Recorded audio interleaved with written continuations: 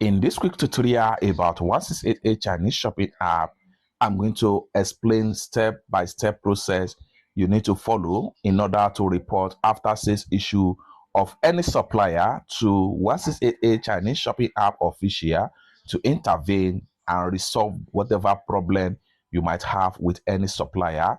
Maybe the problem of bad goods received, or problem of refund rejected, or problem of wrong address sent goods by supplier, as the case may be. This is the right channel to follow, and I'm going to walk you through in this video. So let's get started. Open up your 168 Chinese shopping app.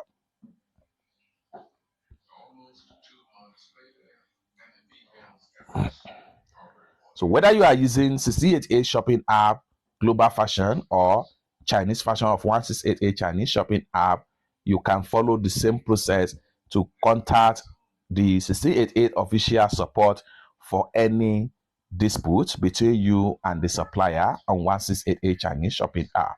So let's get started. Diving tutorial. As you know, my name is Rafi Yakub.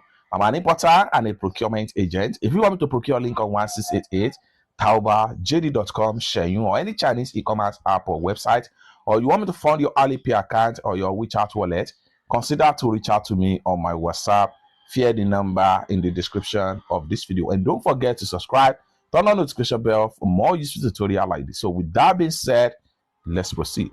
Next thing you want to do is to make sure you click on here to go to your profile.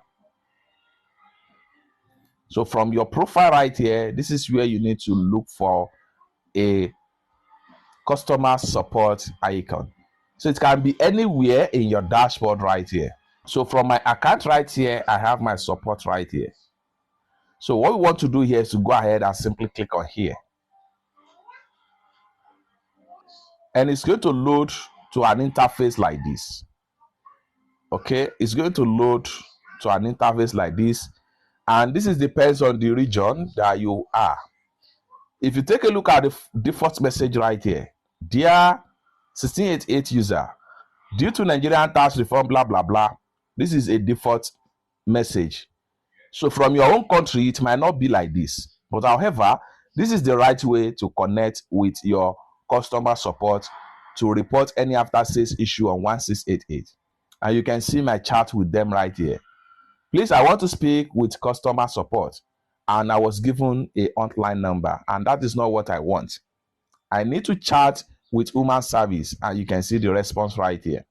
So from here, you can continue to chat with them and report whatever issue you have with any supplier. And then each time you are making a report, always get a reference, like chat between you and the supplier, the screenshot of the product page or the video of the product you receive in a bad condition, as the case may be. Whatever issue you might have with your supplier, this is the right channel to report any after sales refund.